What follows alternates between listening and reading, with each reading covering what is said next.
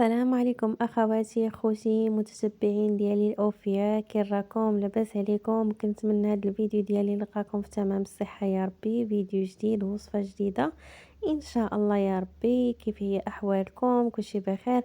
المهم اليوم جيتكم بالشيار المغربي. الصراحه في المنطقه ديالي احنا معروفين بزاف بالشيار، وكاينين بزاف الناس ما كيعرفوش، واكثريه كيديروا غير المخمار او البطبوط. اليوم ان شاء الله جيت نعرفكم على الشيار. الصراحه بشي حاجه اللي هي مكونات اللي هي بسيطه بزاف.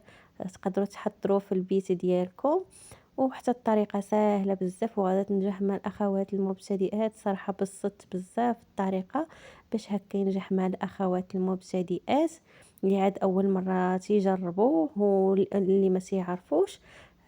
كنتمنى انكم تشاهدوا الفيديو حتى النهايه ديالو. الا شاهدتم ما تنسونيش من اللايك والاشتراك في القناه والبارطاج الفيديو باش هكا تعم الفائده.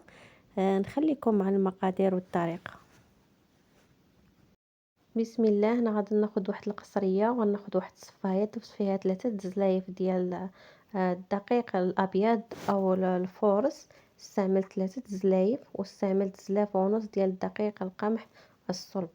المهم نغربلهم وكنحاول نخلطهم مع بعضياتهم. بغيتو تضاعفوا الكميه ماشي مشكل، بغيتو ديروا قل فليكم الاختيار. المهم غادا ناخذ القياس ديال الملحه اللي غادي يملح ليا العجين. وهنا في واحد الزليفه راه ضفت سكر سنيده وضفت معاه الخميره الفوريه باش غادي نخمرو، حيت ضروري غادي نستعملو فيه الخميره. والخميره تضاعفوا على حساب غادي تستعملو على حساب الجو. هنا الجو بارد، انا راني استعملت شويه كميه بزايد. والماء غادي يكون دافي، ما غاديش يكون من الصنبور. ضروري تسخنوه شويه باش هكا تعجنوا، باش تختمر معاكم العجينه، حيت الحال بارد بزاف. بالنسبه لك انتم باغيين تستعملوا مثلا كان الحال سخون او الصيف، راه ممكن تعجنوا غير بالماء عادي، ما تسخنوه ما والو. كنجمع العجينه هذه بهذه الطريقه بحال ديال الخبز العادي، غير هي نجمعوا العجينه تكون مرخوفه، ما تكونش هكايا قاصحه.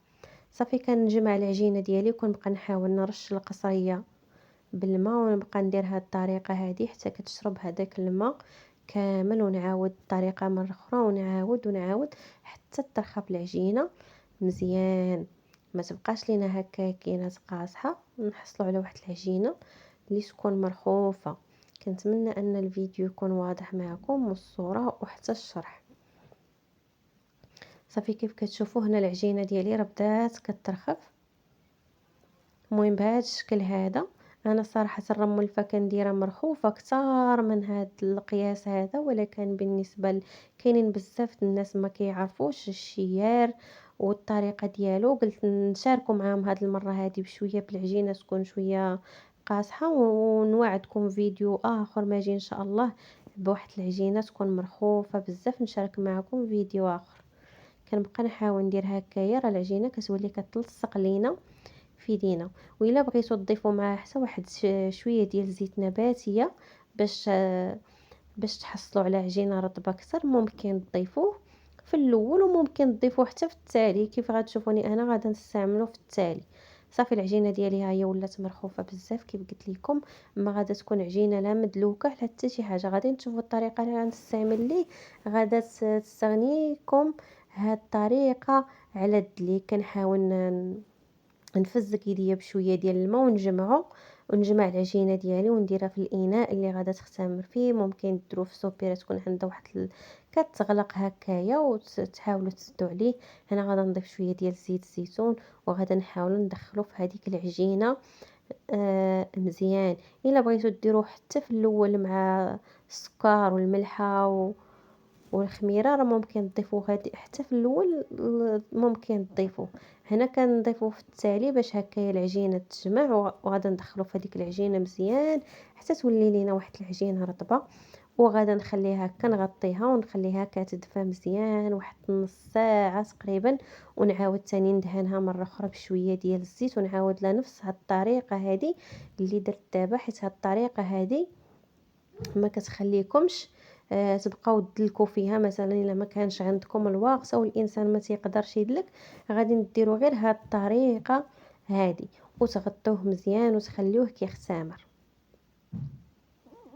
صافي هنا من بعد ما خمرات العجينه ضروري تدوبليلوه عفوا دوبلو الغطاء باش هكايا يختمر مزيان، حيت العجينه والحال بارد. ضروري خاصه العجينه تكون دافيه. كنحيد ليها هذيك الغطايه وكندهن يديا بشويه ديال الزيت. هاد الزيت غير نباتي، زيت عادي. كنحاول نخرج منه هذاك الهواء هذاك، وكنحاول نشكلهم على الحجم اللي بغيت انايا، يا صغير يا متوسط يا كبير. شوفوا نتوما شنو كيعجبكم. انا درتو حجم متوسط. وهنايا في نفس الوقت المقيلات راني حاطاهم كيسخنوا. انا في الخبيز كنستعمل جوج المقلات، ممكن تستعملوا غير وحده. اللي كيخبز بجوجات يخبز، اللي كيخبز بثلاثه يخبز. انا كيعجبني ندير جوجات ولا ثلاثه، واللي كيعجبو يدير غير وحده يديرها. انا كنغلب على جوجات، كيعجبني نديرهم باش هكا ما كياخذش ليا حتى في الخبيز الوقت بزاف.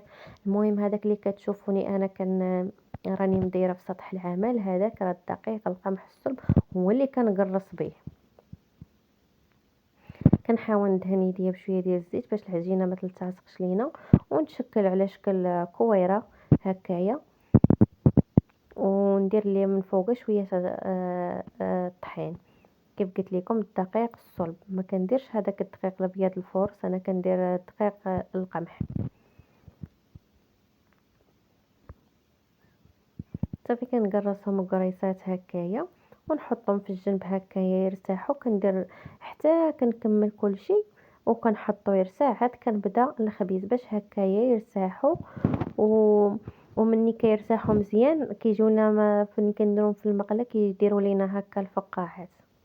صافي هنا كنحاول نقرصهم بالاصابع ديال اليدين ديالنا، ما نديروش الكف باش هكا ما تجيناش ديك العجينه صامته دوك الفقاعات ما يهبطوش لينا بالتقراص. هنا صافي في المقله غادي ندير فيها واحد شويه الزيت.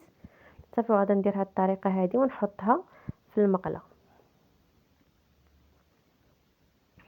المهم في الاول راني كتمسرعه الصوره، وهنا راني تقلت شويه مسرعه شويه الفيديو، وهنا راني تقلته شويه باش هكايا توضح معكم الصوره مزيان. ماشي مشكل تهزوها تعواج ولا شي حاجه. مني كديروها في المقله راكم كتحاولوا تقادوها بايديكم، كتعطيو هذاك الشكل دائري. الا كانت شي قنت هكا داخل ولا خارج راكم كتقادوه. كناخذ واحد القرصه اخرى. صافي كنقرصها وكنديرها حتى هي في المقيله. العافيه ما تكونش منقوصه، ما تكونش مجهده بزاف. المقلات مني تبغيو تخبزوا في المقله تكون سخونه مزيان، ما تكونش غير دافيه ولا. حيت فاش غادي تحطوها ما غاداش غادا كيف غادا تعرق معاكم في المقله، وما غاداش دير هذوك الفقاعات، غادا تجي الشياره ديالنا لاويه. صافي غادا نقرص الثانيه حتى هي المقله حتى هي غادا ندهنها بالزيت.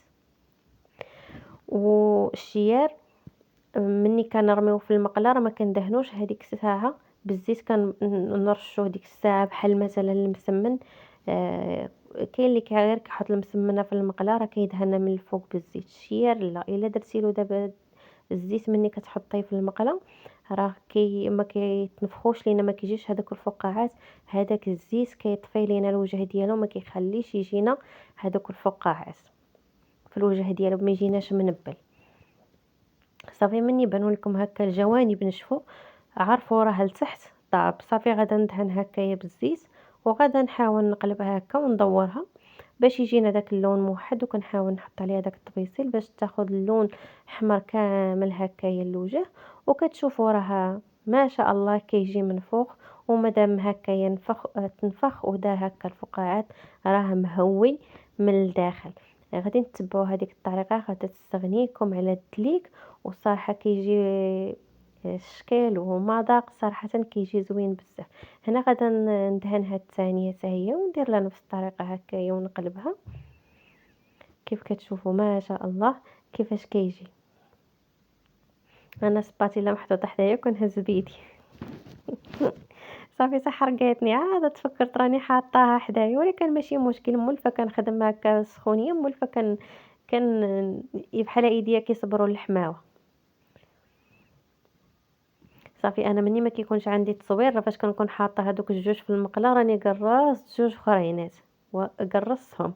مع دابا هكايا مع التصوير صافي غادا نعاود نشارك معاكم وحدين اخرين في التقراص.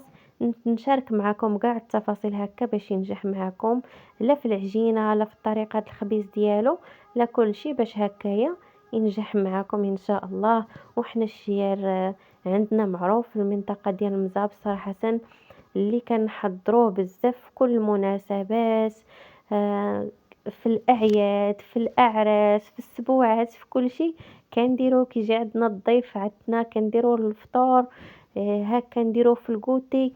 ضروري كنديروا الشيار، معروف عندنا في التقاليد ديالنا في الاعراس. وعندنا العروسه ديالنا نهار 7 ايام، نهار الحزام كدير، واول حاجه كدير هي الشير.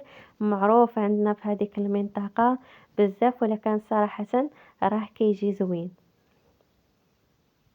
صافي من بعد ما طابت عاود الوجه ديالها التحتاني كنقلبوها على الوجه الفوق، كندهنوه بالزيت وكنقلبو كنحطو فوق هذاك الطبيصيل. بالنسبه الى طابوا لكم جوجات دقه وحده، اللي باغي يستعمل جوج المقلات يدير هكا جوج طبيصلات. انا ما كيطيبوش ليا قد قد، صافي كنهز هكا نبقى نبدل في التفصيل.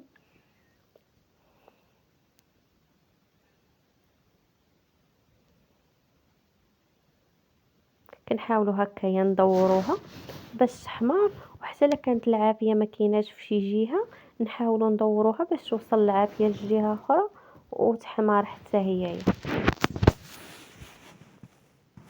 بالنسبه للاخوات اللي بغاو هاد الشيار هذا معمر، راه حتى هو راني حاطاه في القناه عندي، اللي بغى يدخل يشوفه. صراحه راه مديره كيجي الشكل ديالو حتى هو رائع، والمذاق ومديره واحد الحشوه زوينه اللي بغى حتى هو يدخل يشوفه.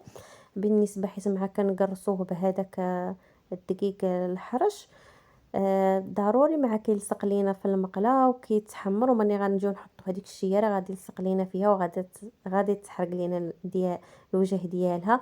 المهم مني نشوفوه راه بدا صافي ولا عندنا ديك المقله فيه هذوك الزوائد، كنحاولوا نديروا واحد الورق او ندير واحد الشيفونه هكا نغطسوها في الزيت ونحاولوا ندوزوها في المقله باش هكايا يحيد لنا من هذوك الزوائد وتبقى لينا المنيضر ديال الشياره مزيان باش هكايا ما تحرقش معانا.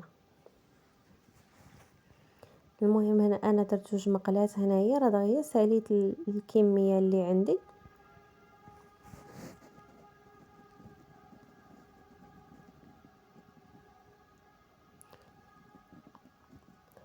كتشوفوا ما شاء الله كيفاش كيجي، لا خفه ولا صراحه المذاق ديالو زوين بزاف.